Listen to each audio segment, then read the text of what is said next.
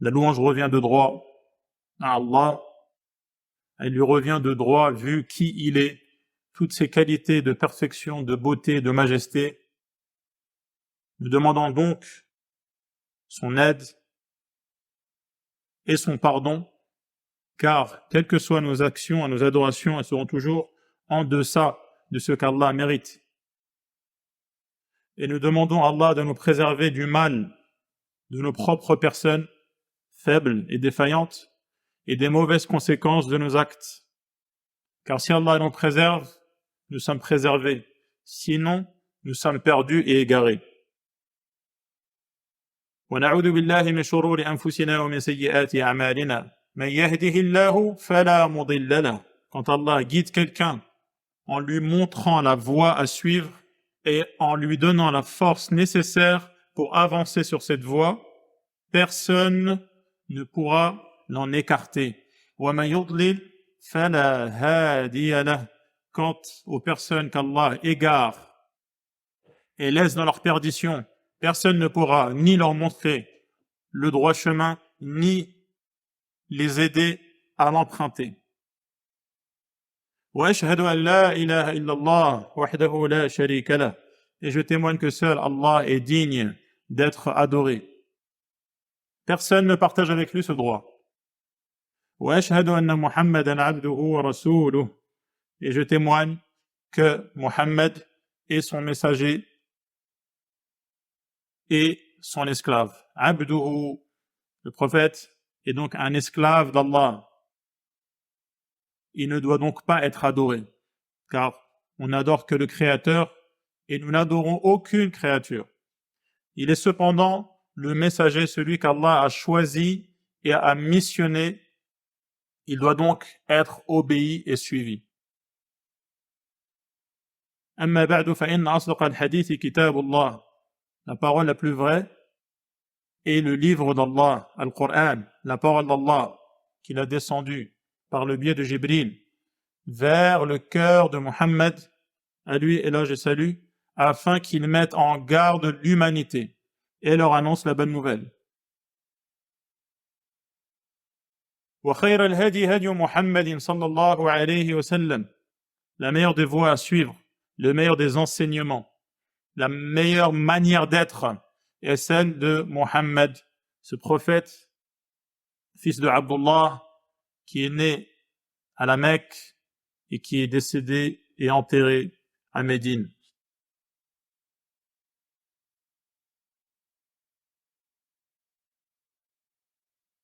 وشر الأمور محدثاتها وكل محدثة بدعة. Les pires des choses, des éléments, sont les manières inventées d'adorer Allah. Et toute muhdatha, toute nouvelle manière d'adorer Allah est un égarement. C'est une bid'a, c'est un chemin qui n'aboutit pas, si ce n'est que de mener au feu. كل بدعة ضلالة وكل ضلالة في النار. مرحبا بكم جميعا. Bienvenue à tout le monde. On est encore une fois au centre Al-Islah. On remercie les autorités locales marocaines de nous avoir donné cette occasion de diffuser le bien dans la société, car c'est notre objectif à tous. Inch'Allah, que le bien, que ce qui est utile, ce qui est profitable, se diffuse à grande échelle dans nos sociétés. Et on remercie les responsables et tout le staff du centre Al-Islah pour nous avoir ouvert leurs portes encore une fois. Et on demande à Allah subhanahu wa ta'ala de faire d'eux des clés qui ouvrent les portes du bien et des cadenas qui verrouillent celles du mal. فنشكر للسلطات على ما تتيحه من فرص متعددة لنشر الخير وبثه في مجتمعاتنا وما أحوجنا إلى ذلك فوفقهم الله وسددهم ونصر بهم الحق ونصرهم بالحق. كما نشكر لإدارة المركز، مركز الإصلاح، من يقوم بشؤونه تدريسا وإدارة وإشرافا وغير ذلك. نشكرهم على فتح أبوابهم وقلوبهم. نسأل الله أن يجعلهم مفاتيح خير مغاليق شر. Alors donc, notre foyer, notre sujet, lapsus, Inch'Allah, révélateur, un sujet stable, parce que c'est un sujet qui va demander de nombreuses conférences, et celle-ci sera, Inch'Allah, une introduction, car c'est un domaine vaste où chaque sous-chapitre mérite en soi une conférence à part entière.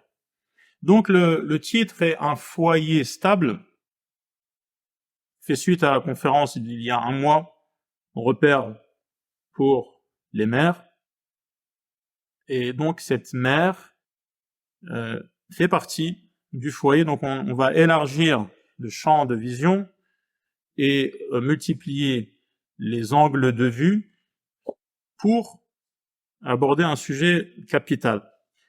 On dit donc un foyer stable. Par foyer, on entend soit un couple, donc un mari et son épouse, soit un couple et leurs enfants, soit un couple et les enfants d'un des deux parents, ou encore un couple où chacun des deux parents ont des enfants, chacun des deux parents a des enfants, ou alors un foyer où il n'y a qu'un parent et ses enfants. Donc, tous ces cas de figure sont concernés par le terme un foyer.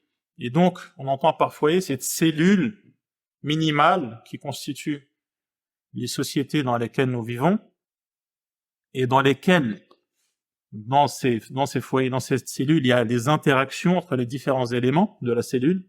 C'est une cellule vivante. Et ensuite, cellule assemblée à d'autres cellules, se constitue un corps qui est la société. Lorsque les cellules vont bien, le corps se porte bien. Lorsque les cellules sont défaillantes, le corps est malade. D'où le terme stable, un foyer. Donc cette cellule, on cherche à ce qu'elle soit la plus stable possible, stable dans le sens où elle est en équilibre, un équilibre qui est durable parce que les fondations de ce foyer sont des fondations solidement ancrées dans le terreau du bien-être, si bien que chaque élément dans ce couple trouve sa place, se sent bien et connaît le bien-être. Voilà donc le sens de stable dans le sens bien équilibré dans la durée, bien équilibré également dans le mouvement, comme un navire qui lui-même est stable, sa charpente, sa construction, sa structure est stable, il tient, il ne s'effrite pas, il ne s'effondre pas, mais également il est stable lorsqu'il vogue, lorsqu'il prend la mer et lorsqu'il se dirige jusqu'à arriver à bon port, il ne chavire pas. On peut y vivre sur ce navire, sur cette embarcation de manière paisible, tout en avançant sans perdre le cap, et également stable dans le sens qui résiste aux causes de l'instabilité. Et donc, si ce bateau bien construit, bien équilibré, qui avance et qui file en transperçant les flots et en avançant, poussé par le vent du bien-être et du bonheur commun, s'il rencontre une tempête, il continue sans chavirer et sans perdre le cap. S'il rencontre des pirates qui viennent l'assaillir, il est également capable de se défendre. Si jamais il y a une quelconque récif, vous savez, ces rochers qui sont juste à fleur d'eau et qu'on a du mal à voir, eh bien, il peut manœuvrer de manière à échapper à ces écueils. Et donc, voilà ce qu'on veut dire par un foyer stable, un foyer qui est une cellule vivante où chacun contribue à la vie commune et qui connaît un équilibre durable dans le chemin, la trajectoire qui est visée, l'axe sur lequel l'embarcation commune avance et qui est capable également d'être résistant. Un foyer qui résiste aux différents troubles, aux différentes vagues et bourrasques, tempêtes qu'on peut rencontrer dans la vie et qui sont inévitables. Et donc, comment faire en sorte que le foyer soit stable dans le sens résiste aux causes de l'instabilité, que ce soit une fragilité interne dans la cellule du foyer elle-même, ou que ce soit une fragilité qui vient de l'extérieur et qui rencontre un foyer qui finalement manque de résistance face aux causes de la dégradation, ce qui signifie que ce foyer est implanté dans un terreau qui n'est pas favorable, qui manque de fertilité et qui laisse proliférer les causes du mal-être. إذا الموضوع هو بعض النصائح لثبات البيوت،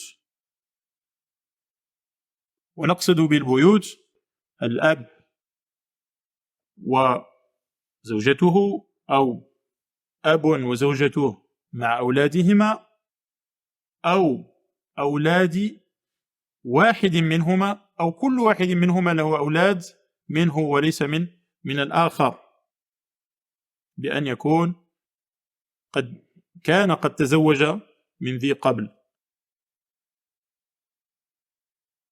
أو يكون أب وأولاده أو أم وأولادها. ونقصد بالاستقرار التوازن الذي يمكن به أن تعيش الأسرة، أن يعيش البيت عيشة هنيئة مطمئنة ويسودها السكينة، بحيث تكون فيها أسباب هذه السعادة، بحيث يعرف كل واحد من من أفراد هذه الخلية التي هي الخلية التي هي مبتدأ الخلايا الأخرى التي إذا اجتمعت كونت جسم المجتمع الذي نعيش فيه. فهناك معنى التوازن، والتوازن المستدام، التوازن الدائم المستقر، ويكون توازنا مع الحركة نحو الهدف، كتلكم السفينة التي هي عبارة عن السكينة، بحيث تكون السفينة متحركة متوجهة وتمخر الأمواج، ومع مثرها الأمواج وشقها عباب البحر فإنها لا تزال ثابتة، فلا تمنعها الحركة من الثبات، ولا يمنعها الثبات من التحرك والمضي قدما. والمقصود أيضا بهذا الاستقرار وهذا الثبات القدرة على دفع أسباب التفكك، وقد تكون أسباب داخلية بحيث لا يكون كل فرد من أفراد هذه الخلية حيث ينبغي أن يكون أو لا يتصرف كما ينبغي أن يتصرف، وقد تكون الأسباب خارجية كما قد تواجهه يعني كالذي قد تواجهه هذه السفينة أثناء مسيرتها، فإنها قد تواجهها عاصفة من العواصف، وقد يهجم عليها بعض قراصنة البحر الذين لا يرحمون، وقد تكون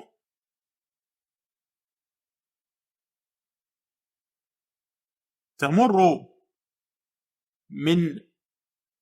من مضايق ينبغي فيها أن يكون الملاح ماهرا حتى لا يصطدم بالصخور، لا سيما تلكم الصخور التي تكون قريبة من سطح الماء، وهكذا دواليك. فهذا المقصود بالاستقرار والثبات، يعني يشمل ذلك القدرة على دفع أسباب التفكك وانهيار هذه الخلية. Donc, comme vous l'avez compris, la stabilité du couple, et donc du foyer, c'est la stabilité, en fait, c'est le résultat de la stabilité de chaque élément du foyer. La stabilité du foyer. Si chaque élément du foyer, le mari, l'épouse, les enfants, sont eux-mêmes stables, il en résulte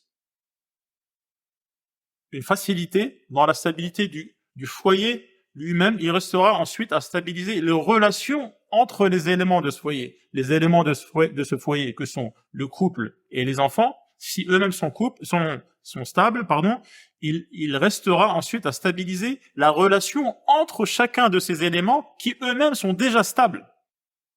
Ce qui pose la question de comment déjà, pour avoir un foyer stable, comment avoir des individus qui eux-mêmes sont stables.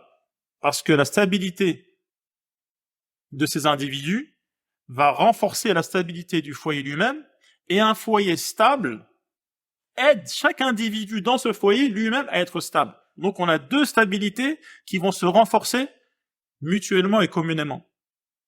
La stabilité du foyer lui-même dans les relations qui le régissent, et la stabilité de chaque élément qui est régi par les interactions dans le foyer, ou qui se retrouve à l'intérieur des interactions du foyer. إذن فثبات هذا البيت من أبرز عناصره ثبات كل فرد من أفراد البيت إذا كان مستقرا ثابتا مطمئنا، فيبقى بعد ذلك استقرار العلاقات. أما الأفراد أنفسهم فهم مستقرون وثابتون، ويبقى بعد ذلك تتميم هذا أو تعميم هذا الاستقرار وهذا الثبات إلى مستوى العائلة من حيث التفاعل بين هذه الأفراد. أما الأفراد أنفسهم فإذا كانوا ثابتين فهذا يسهل العملية. والأمر ينعكس أيضا، فإذا كانت العلاقات مستقرة ومطمئنة فهذا يقوي استقرار وطمأنينة كل فرد من الأفراد المكونين لهذه الأسرة، هذه العائلة، لهذا البيت. Comment avoir des individus eux-mêmes stables؟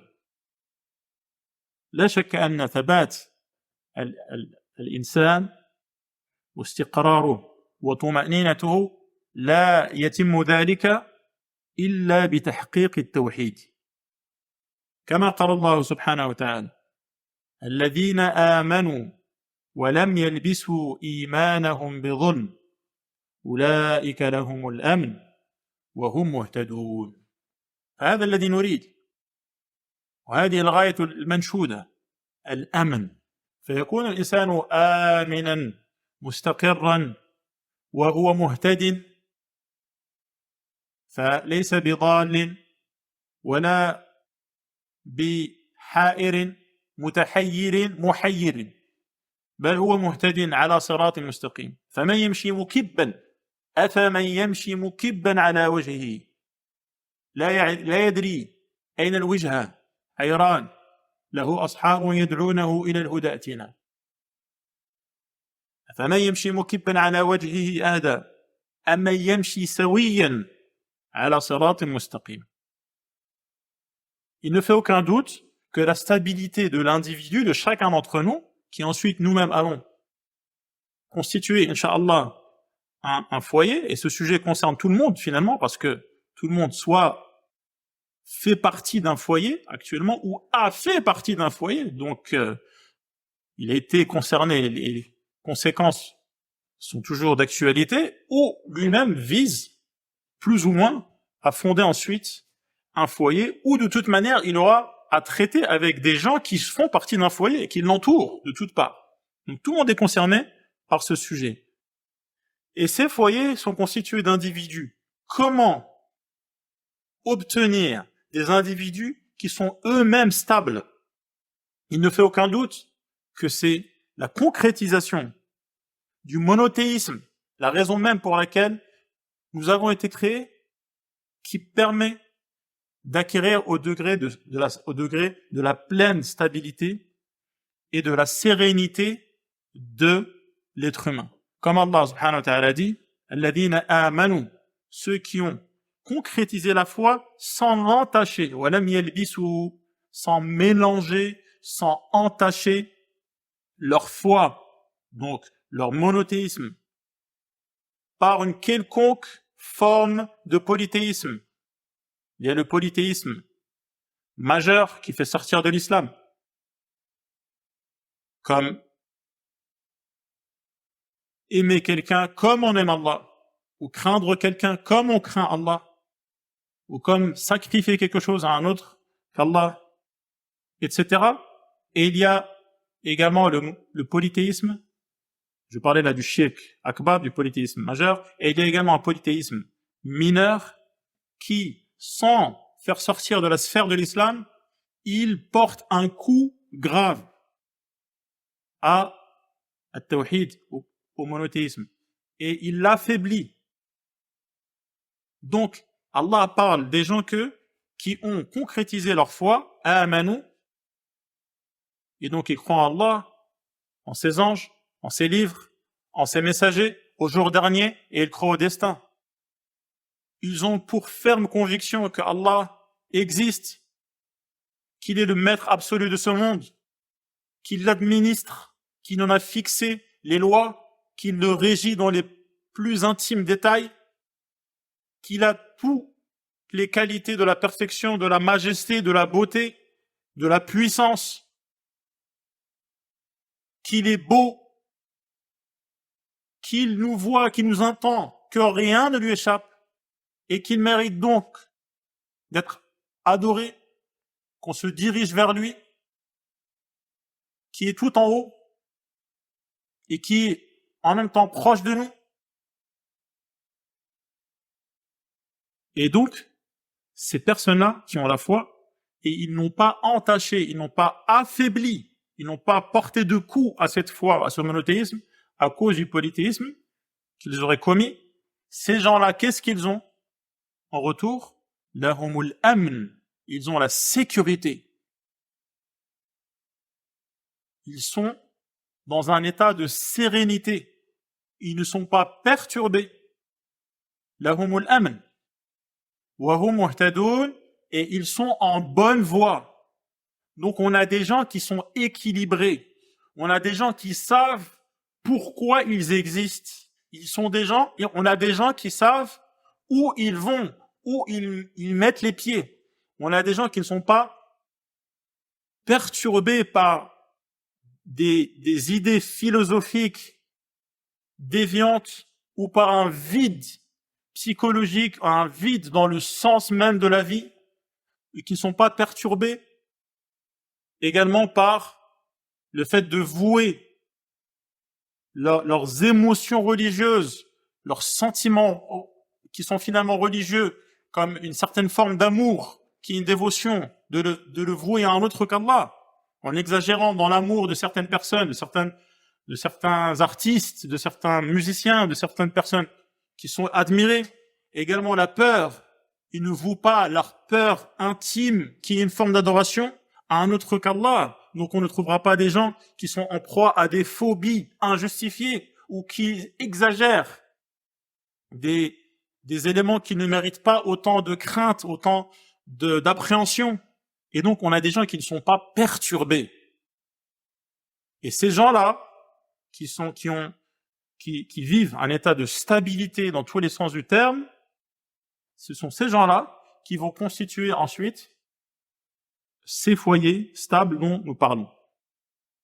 Et donc, at-tawhid, huwa أعظم أسباب الأمن والاهتداء فيكون صاحبه إنسانا متوازنا، إنسانا مطمئنا، إنسانا معتدلا، ليس في حيرة من سبب وجوده، ولا إلى من يتجه، ولا في أي طريق يسير، وليس إنسانا مضطربا من حيث إلى أين يوجه حبه، ولا إلى ما هو سبب الخوف أو الرجاء أو نحو ذلك، لأنه واحد لواحد في واحد، أعني طريق الحق والإيمان، عرف الله فعرف الطريق إليه باتباع رسله. فإذا كان هذا الإنسان له الأمن وهو مهتدي ومعه آخر كذلك ومعه آخر كذلك، فهذا البيت المهتدي الآمن الذي نريده، وبالتالي يكون المجتمع كذلك. Regardez des versets dans le Coran où Allah montre l'instabilité du polythéisme et du polythéiste. قال الله سبحانه وتعالى: غير مشركين به ومن يشرك بالله فكأنما خر من السماء فتخطفه الطير أو تهوي به الريح في مكان سحيق. وهذا هو فقدان الاستقرار بالكلية. Allah subhanahu wa ta'ala nous dit que celui qui commet le polythéisme ressemble à quelqu'un qui est en train de dégringoler en chute libre dans le ciel. Il tombe du ciel vers la terre, en chute libre. Donc, il n'y a rien pour freiner sa chute. Et en plus, non seulement il n'a aucun moyen de freiner sa chute ou de s'accrocher ou de se rattraper. Et s'il tombe, il sait qu'il va s'écraser et se fracasser au sol. Et en plus de cela, pendant sa chute libre, il y a des oiseaux qui viennent le déchiqueter en plein vol. خر من السماء فتخطفه الطير أو تهوي به الريح في مكان سحيق. Ou alors il ressemble à quelqu'un qui est emporté par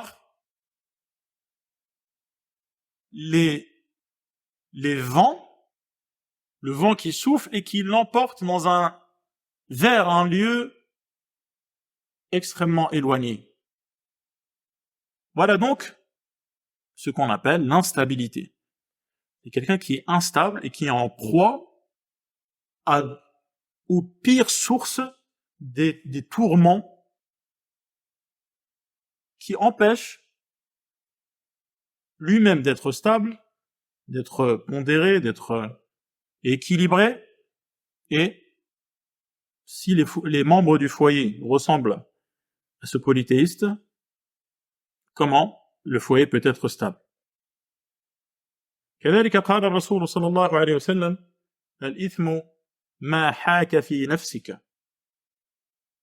التوحيد, il est soit annulé par le polythéisme majeur, peut de se diriger entièrement vers un autre qu'Allah, ou demander à un autre qu'Allah ce que seul Allah peut donner, de mettre quelqu'un à égalité à Allah, comme Allah a dit au sujet des gens de l'enfer, قالوا تالله إن كنا لفي ضلال مبين إذ نسويكم برب العالمين. Ils mettaient, ces gens de l'enfer, ils mettaient des créatures à égalité avec le Créateur. Donc ce polythéisme qui est de mettre quelqu'un à égalité à Allah ou de se diriger entièrement vers un autre qu'Allah par une forme de soumission, cela annule le monothéisme. Il y a le polythéisme mineur qui porte un coup fort et sévère au monothéisme sans pourtant l'annuler, comme ceux qui accrochent des mat Fatma ou des gris-gris ou des porte-bonheur ou qui utilisent des expressions qui endommagent leur monothéisme comme dire on touche du bois, ou on croise des doigts, ou avoir peur du vendredi 13, ou de passer sous une échelle, ou d'ouvrir un parapluie dans la maison, ce genre de choses qui sont du polythéisme mineur, cela porte un coup sévère, sans pourtant faire sortir de l'islam. Et il y a également les péchés. Les péchés entachent et diminuent le monothéisme. Car si le monothéisme était dans sa splendeur et à son apogée, la lumière du tawhid l'aurait empêché de commettre le péché. Comme on le voit dans le hadith où le prophète sallallahu alayhi wa sallam dit, celui qui commet l'adultère ne le commet pas en étant croyant, c'est-à-dire en ayant la parfaite croyance, car la parfaite croyance l'aurait empêché de commettre ce péché. Et si péché il y a, c'est que la foi n'est pas parfaite. Eh bien, au sujet de ces péchés, le prophète sallallahu alayhi wa sallam dit, Al-ithmu ma haka fi nafsik. Al-ithm, le péché, c'est ce qui te travaille l'esprit. Ça te ronge l'esprit. Ça ne te laisse pas tranquille. Et donc, on ne peut pas être stable, on ne peut pas être équilibré si on commet des péchés. Car ces péchés vont venir nous perturber. Et donc, la personne qui commet des péchés sans se repentir à Allah subhanahu wa ta'ala est quelqu'un de perturbé, qui a besoin de se soigner. Et son remède est de revenir vers Allah subhanahu wa ta'ala en demandant pardon pour effacer ce péché. Et en faisant cela, il ressemble à son père. Et celui qui ressemble à son père, on ne peut rien lui reprocher.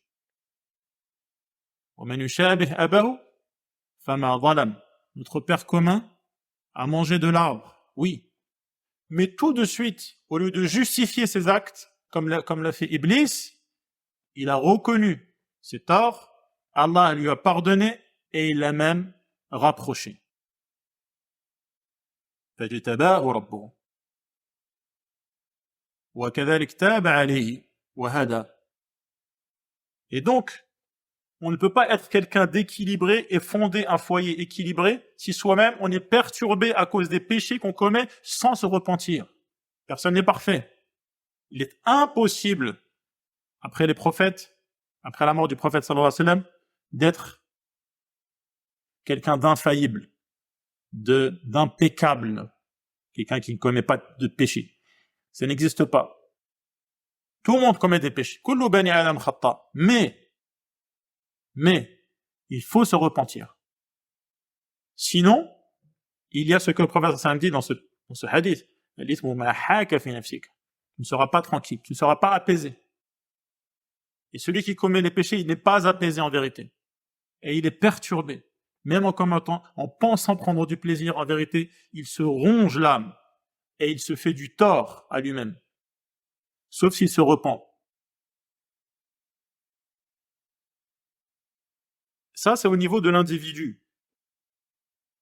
Et également, au niveau collectif, ça sera pareil, au niveau collectif, dans le foyer, lorsque le foyer est régi, il y a une atmosphère qui est basée sur le tawhid, la concrétisation du monothéisme, eh bien cela amènera à l'amn et à l'ihtida, donc la sérénité, la sécurité, et également la lumière qui permet d'avancer sur la bonne voie, et la force également qui permet d'avancer, la force qui permet de continuer à avancer sur le droit chemin. Allah subhanahu wa ta'ala donne l'exemple de la Mecque, par exemple, lorsque le prophète sallallahu alayhi wa sallam est venu et qu'ils ont refusé de suivre son chemin, eh bien, alors que elle était amina mutma'inna, c'était une cité sûre, sécurisée et paisible. Mais lorsqu'ils ont refusé le tawhid, ils ont refusé de suivre le prophète sallallahu alayhi wa sallam et donc de n'adorer qu'Allah, qu'est-ce qui s'est passé? Allah leur a ôté cette sérénité et cette stabilité. فكفرت بأنعم الله فأذاقها الله لباس الجوع والخوف. Ils se sont retrouvés transpercés de quoi? Al-jour, la faim, l'instabilité économique, ou al-khawf, l'instabilité au niveau de la sécurité. Car il n'y aura de stabilité que s'il y a monothéisme.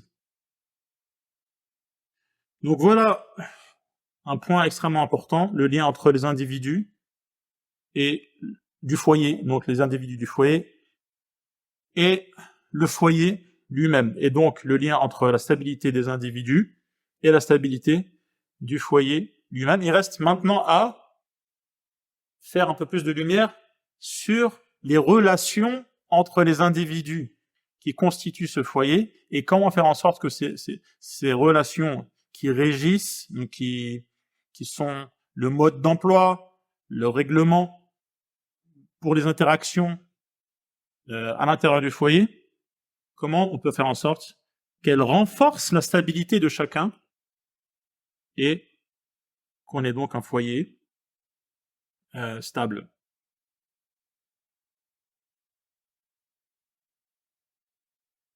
Alors, je vais aborder un sujet, on n'aurait peut-être pas pensé à ce sujet concernant la stabilité des foyers, on aurait peut-être pensé spontanément, directement au bon comportement entre le mari et l'épouse, par exemple, ou ce genre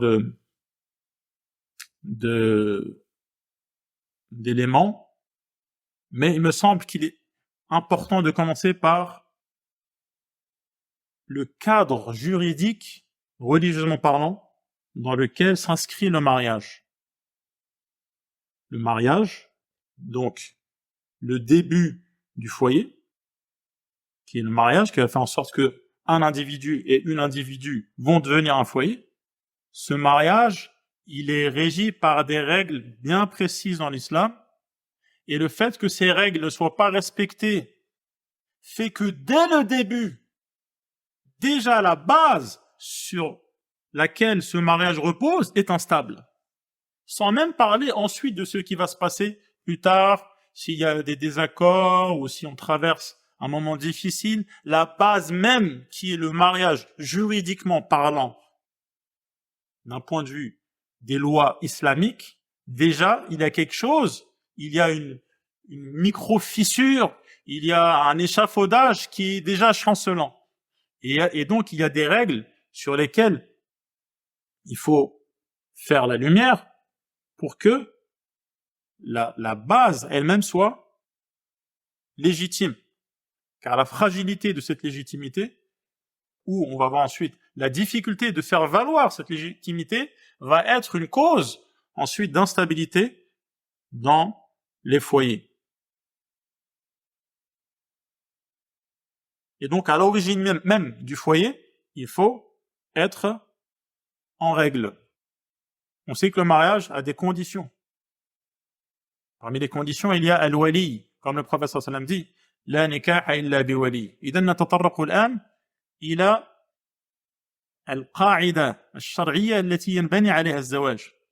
وهذا أمر قد لا يتفطن إليه في مثل هذه المسائل، مسائل استقرار البيوت. قد يظن مثلا أنه سيتحدث عن حسن الأخلاق والمودة والرحمة ونحو ذلك، مما لا تخفى أهميته، لكن أصلا بناء الزوجية على أي أساس بني؟ فإذا كان الأصل أعوج فإنه لن يستقيم الظل، إذا كان العود أعوج فلن يستقيم الظل. فدونك بعض القواعد في هذا الباب. Le prophète sallallahu alayhi wa sallam a dit, il ne peut pas y avoir de mariage sans wali. Donc le wali, qui vient de wali yali, c'est-à-dire être proche, comme dans le hadith, wa kul mimma yalik, mange de ce qui est proche. Donc al-wali, en principe, c'est en principe le père de la future mariée. Il faut que le père soit d'accord. Ça, c'est la base dans un mariage. Le père, si c'est lui le wali, ou un autre wali si il n'y a pas de père. Et donc, se marier sans wali, déjà, est une base d'instabilité. Se marier avec alors que le wali, donc le tuteur, en général, on traduit en français, n'est pas d'accord, c'est tout de suite une base d'instabilité.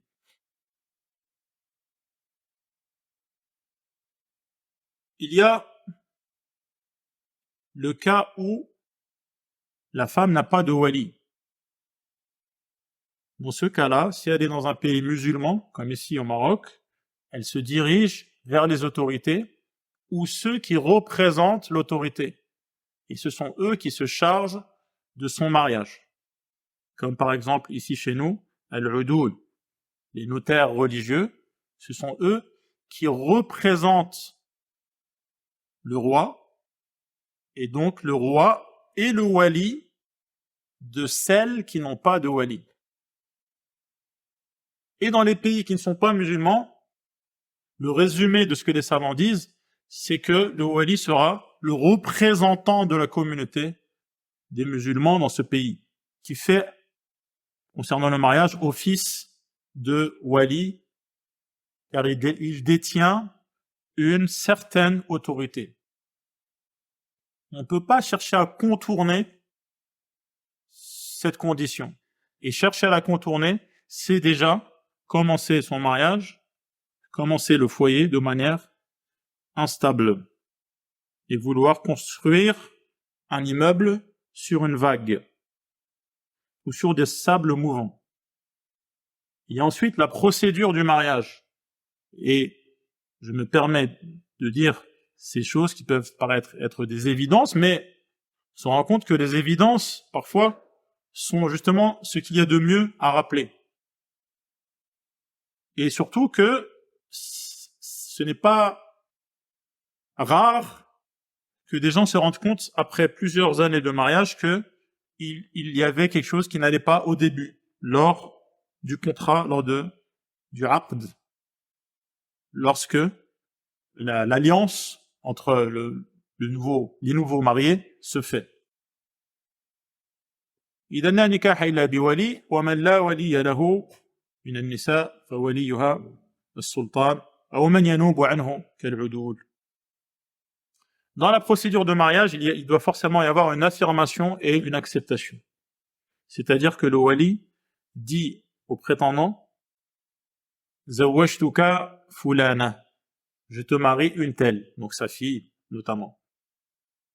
Et le prétendant dit Qabiltu, j'accepte. Il faut absolument cette procédure, pas dire cette formule, parce que s'il y a d'autres formules qui veulent dire la même chose, cela est également accepté.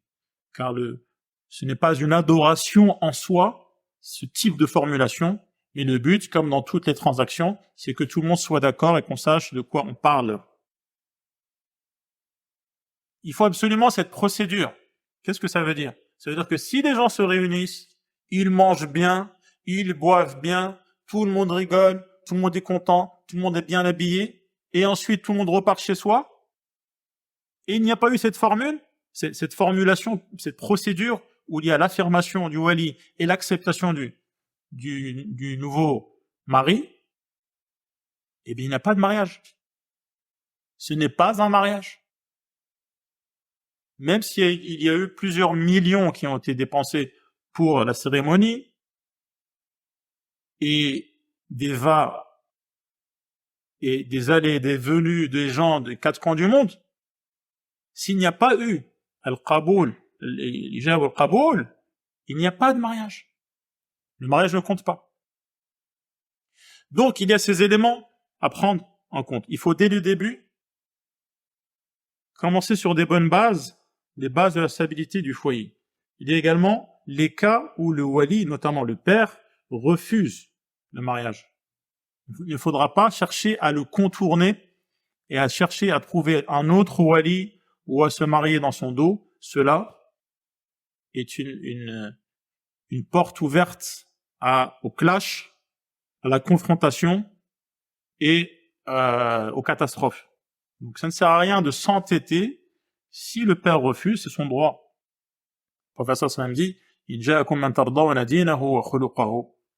si ce dont vous agréez la religion et le comportement, alors mariez-le. Et si le père n'agrée pas, c'est son droit et c'est lui qui connaît le mieux les intérêts de sa fille. Et donc, il se peut qu'il voit des choses que la fille ne voit pas ou n'est pas encore en mesure de comprendre par manque d'expérience, notamment. Alors que le père, lui, voit ces éléments qui peuvent lui échapper. Il faut donc prendre en compte son avis, et si il refuse, eh bien, la terre est vaste, Abdullah et wasi'a, il faudra chercher un autre conjoint pour éviter les conflits. Il y a également, dans les conditions du mariage, la publication. Il faut que ce soit un mariage public, pas un mariage en catimini, personne n'est au courant, vite fait, peut-être sur un groupe virtuel, on ne sait pas c'est qui, personne n'est au courant, et ensuite, on veut que le foyer soit stable. Sur quelle stabilité? Quelle stabilité? Il faut que cela soit rendu public, que un tel et une telle sont mariés. C'est la base, une des bases dans le mariage.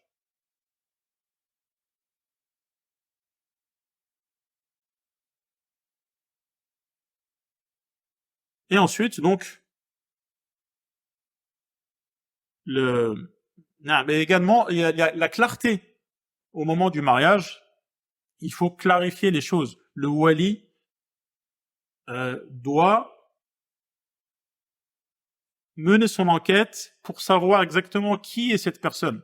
Pour ne pas avoir de surprise ensuite, il ne faut pas se presser. Il faut se renseigner. On se renseigne notamment en interrogeant les gens qui ont fréquenté cette personne, que ce soit le futur marié ou la future mariée. Les gens qui la connaissent de près, qui le ou la connaissent de près.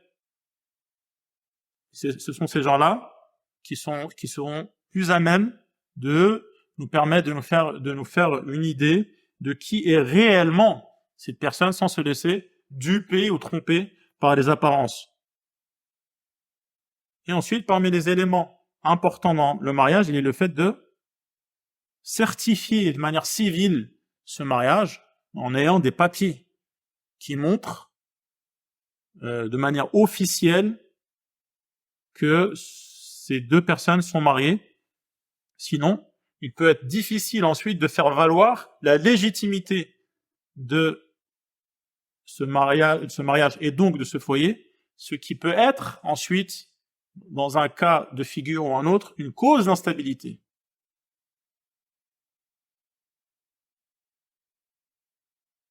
Donc voilà, dès le départ, dès la première marche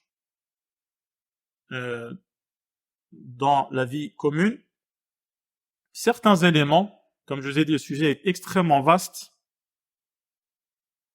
certains éléments qui permettent de stabiliser les fondations sur lesquelles on va construire l'édifice de ce foyer. Et on remarque que l'islam, les textes religieux nous encouragent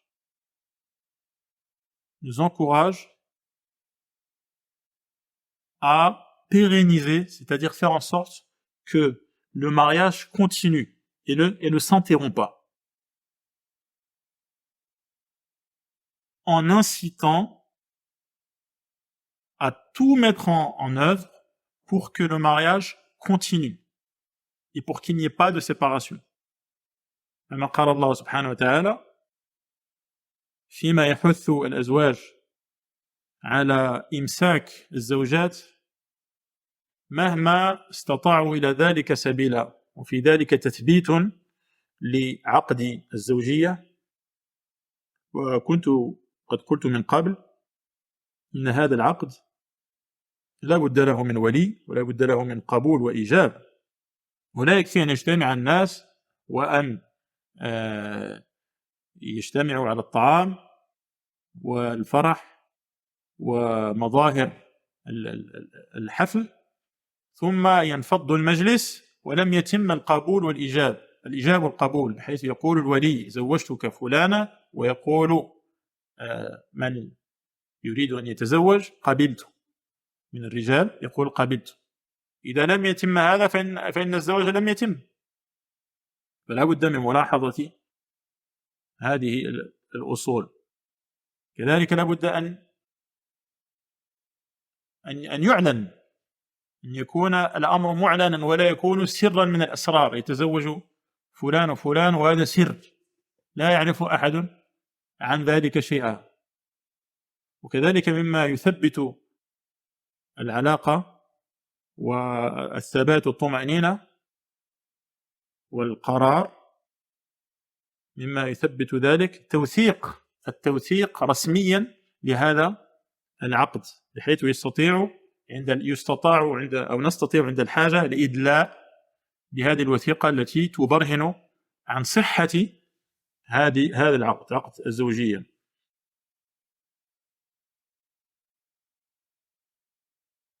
Par exemple, donc, parmi les éléments qui montrent que les lois d'Allah incitent à prendre soin et à préserver le lien marital et donc du foyer, il y a par exemple ce verset où Allah subhanahu wa ta'ala dit وَعَاشِرُوهُنَّ بِالْمَعْرُوفِ فَإِنْ كَرِهْتُمُوهُنَّ فَعَسَى أَنْ تَكْرَهُوا شَيْئًا وَيَجْعَلَ اللَّهُ فِيهِ خَيْرًا كَثِيرًا. Donc, Allah dit aux époux, côtoyez-les, vivez avec elles comme cela est convenable, comme il est convenable de vivre avec quelqu'un, avec son épouse. فَإِنْ كَرِهْتُمُوهُنَّ, si jamais vous êtes amenés à les détester pour une raison ou pour une autre, ça peut être une raison morale, un trait de caractère, ça peut être une raison physique, le corps qui a changé par exemple, ou autre, ou une erreur qui a été commise. Allah subhanahu wa ta'ala ne dit pas si vous les détestez, alors quittez-les. Non, il dit si vous les détestez, eh bien il se peut que vous détestiez quelque chose, et que pourtant Allah en fasse une cause de beaucoup de bien. Sous-entendu, même si vous les détestez, tant que cela est possible, restez avec elles. Donc on voit, c'est un exemple de nombreux textes qui incitent le mari notamment, car c'est lui qui détient le pouvoir de défaire ce lien, le lien du mariage, on appelle at-talaq, et tasrih, donc c'est bien le fait de relâcher, une relaxe, car c'est le mari qui détient ce pouvoir de défaire le lien du mariage auquel il a participé en disant j'accepte. En disant j'accepte, il accepte ce lien avec tout ce que ça implique, il s'engage, c'est lui qui détient dans sa main le pouvoir de relâcher également.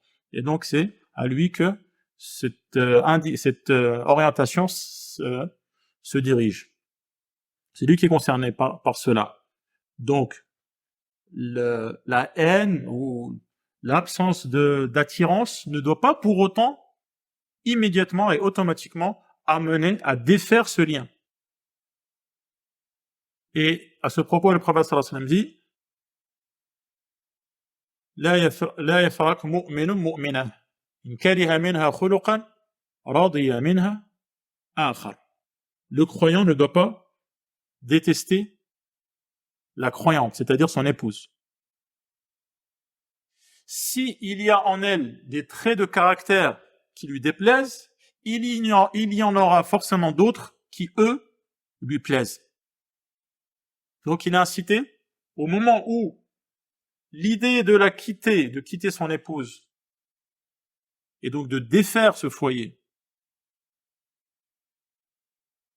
lorsque cette idée lui traverse l'esprit, le prophète sallallahu alayhi wa sallam lui incite de prendre du recul. Ce recul lui permet de remettre en contexte des choses sur lesquelles il était focalisé, il prend du recul, il remet en contexte, il voit qu'il n'y a pas que ça, il y a également d'autres choses qui vont venir contrebalancer, et tout cela va venir donc modérer, tempérer sa décision qu'il ne prendra finalement pas, en restant avec elle, ce qui est une cause de stabilité du foyer.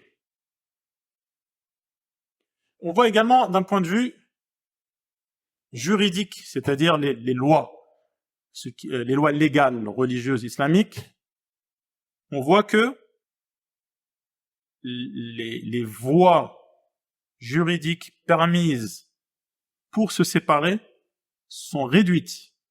La porte n'est pas grande ouverte pour la séparation. C'est-à-dire que l'homme, lorsqu'il prend la décision de se séparer, il ne peut pas se séparer n'importe quand, n'importe comment. Les fenêtres juridiques sont des fenêtres qui sont étroites. À un moment donné, il peut le faire. Passé ce moment, il ne peut plus. C'est également une cause de stabilité du foyer. En effet,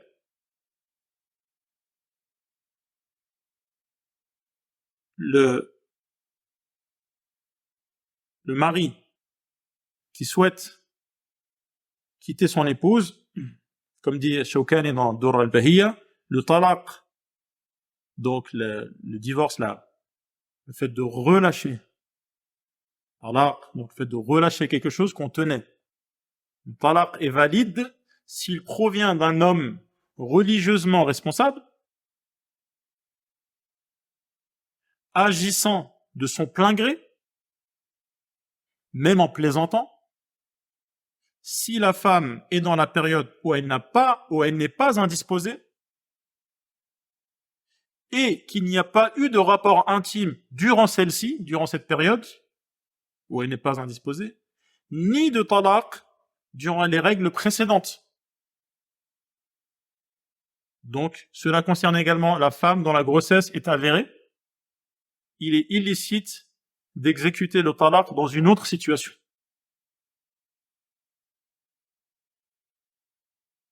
C'est-à-dire que ce mari qui veut quitter son épouse, il ne peut le faire que dans la période où cette femme n'est pas indisposée, où elle n'est pas ses règles.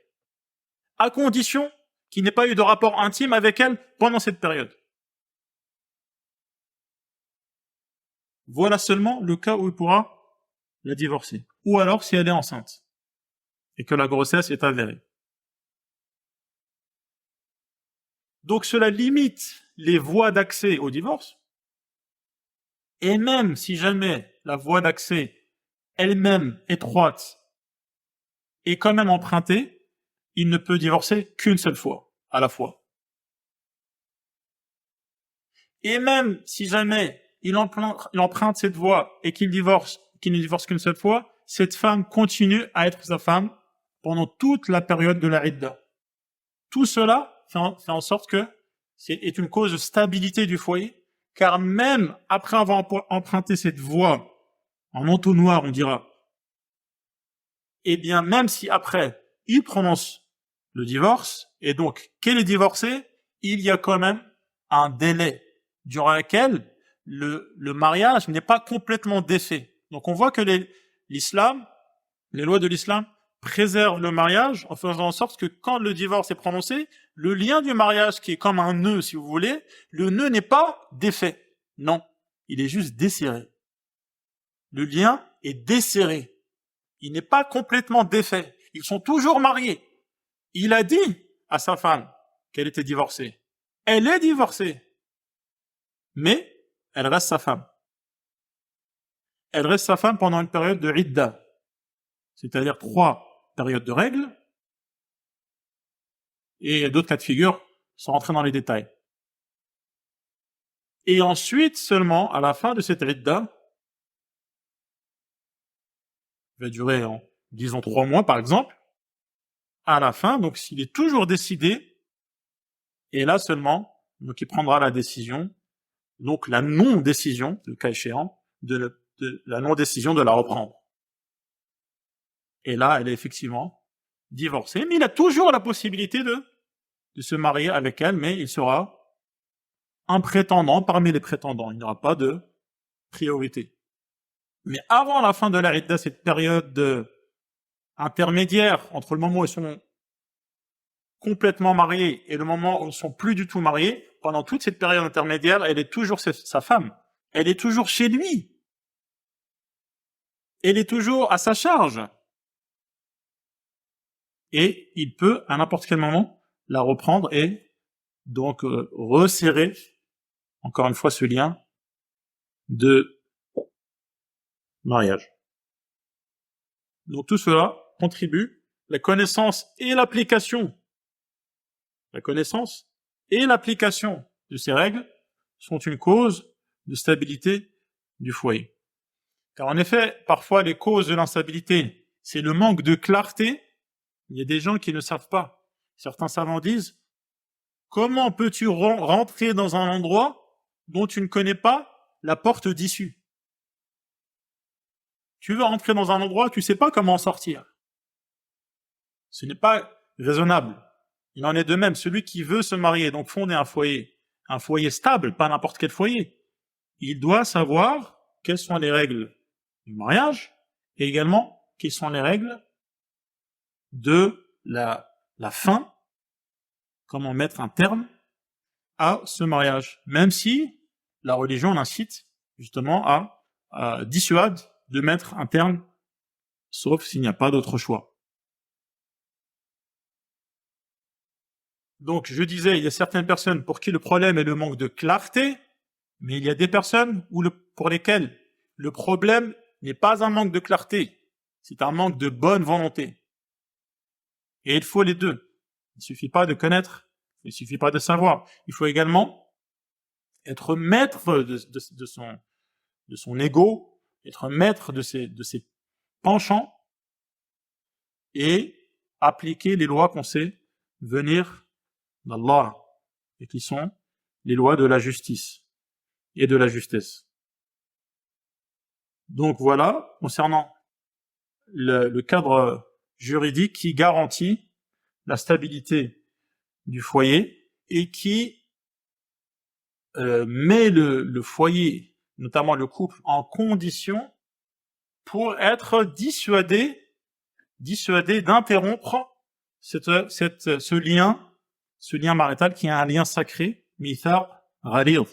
خذنا منكم ميثاقا غليظا فرأينا وفقكم الله أن الأحكام الشرعية تضيق الظروف التي يصح فيها الطلاق حيث لا يصح إلا في طهر فلا يصح في حيض ولا يصح إلا في طهر لم يجامعها فيه فإن كان كذلك فلا يصح منه الطلاق بعد ذلك في ذلك الطهر نفسه وإن فعل فهو طلاق بدعة لا يقع عند جمع من العلماء ولو أصر الزوج وطلقها طلاق السنة في طهر لم يتغشاها فيه فإنه ليس له إلا أن يطلق طلقة واحدة فقط وبعد هذا الطلاق هذه الطلقة الواحدة إن حل عقد الزوجية انحلالا ما ولم ينحل انحلالا كليا فإنها لا تزال زوجته وإن كانت مطلقة حتى تتم العدة وهي 3 حيضات بعد ذلك فإمساك بمعروف أو تسريح بإحسان. Et donc on va voir, on a pris du temps, on va conclure. Il y a encore beaucoup de choses à dire, on dira la prochaine fois, Inch'Allah. On va voir que les lois religieuses permettent la stabilité du foyer, même après la fin de ce foyer. Si jamais pour une raison ou pour une autre, ça on va le laisser pour la fin, mais là je donne un aperçu. qui va vous permettre ensuite de faire le lien entre ce que je viens de dire maintenant et la fin de ce que je vais dire ensuite, même si jamais pour une raison ou pour une autre, ce foyer décide de se quitter, de ne plus être réunis sous le même toit, eh bien les lois religieuses permettent une rupture dans la stabilité également. Parce que si jamais ensuite chacun des deux époux refonde un autre foyer, cela permettra à une refonte d'un autre foyer sur une base stable également. Et ne pas fonder un foyer en héritant, en récupérant une instabilité d'un foyer précédent qui s'est mal terminé. Et donc, dans les lois religieuses islamiques, il y a également les éléments qui permettent que même si séparation il y a, c'est une séparation stable. Et c'est une séparation stable dans le sens qui n'est pas perturbée, qui n'est pas de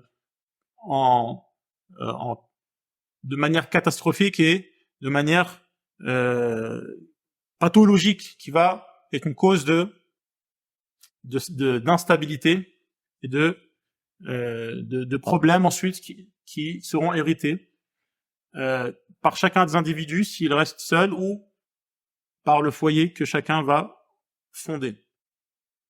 Par exemple, il y a ce verset que j'ai cité en arabe, فَإِمْسَاكٌ بِمَعْرُوفٍ أَوْ تَسْرِيحٌ بِإِحْسَانٍ. تَسْرِيحٌ بِإِحْسَانٍ. Si le mari décide d'accorder la relaxe, de relâcher son épouse par le divorce, cela doit être bi-ihsan, c'est-à-dire en étant bienveillant. Ça veut dire sans insulte, sans pression, une pression injustifiée qui est une forme de vengeance, sans mettre des bâtons dans les roues juste pour le plaisir de déranger quelqu'un avec qui on ne s'entend plus, sans faire courir des rumeurs ou divulguer des secrets, bref, sans faire tout ce qui va causer du tort à cette personne avec laquelle il y a eu une vie commune. Tasrihan bi ihsan. Et donc, ce qui fait que, comme Allah subhanahu wa ta'ala dit, وَإِن يَتَفَرَّقَا يُغْنِ اللَّهُ كُلًّا مِنْ سَعَتِهِ. Donc Allah subhanahu wa ta'ala lui-même rassure ces deux individus qui forment un couple en disant que s'ils se séparent, Allah comblera chacun en lui accordant une part de ses largesses, notamment qu'il puisse continuer sur son chemin, chacun puisse continuer de son chemin en trouvant le bonheur, car cela est possible même après une séparation. Mais on rentrera en détail sur ce point à la fin, donc, pour respecter un peu là le fil conducteur de la conférence qu'on va mettre en pause maintenant, et ensuite on parlera dans notre volet, dans notre aspect de notre sujet, qui est les causes de la stabilité. Donc là, on a vu un peu les causes de la stabilité. On a vu qu'est-ce que veut dire la stabilité déjà, qu'est-ce qu'on entend par là. La cause principale de la stabilité, qui est le monothéisme. Le foyer, qu'est-ce qu'on entend par foyer. Et on a vu les causes d'un point de vue du cadre, le périmètre, si vous voulez, la toile de fond, ou les fondations sur lesquelles repose le foyer. Et maintenant, on va rentrer, si vous voulez, on va ouvrir la porte maintenant que la maison est bien construite sur des bases bien stables. On va ouvrir la porte et on va voir qu'est-ce qui se passe dans cette maison maintenant. C'est ce qu'on fera la prochaine fois. Inch'Allah. Jazakumullahu khair. Hafidhakumullah. Wallahu a'lam.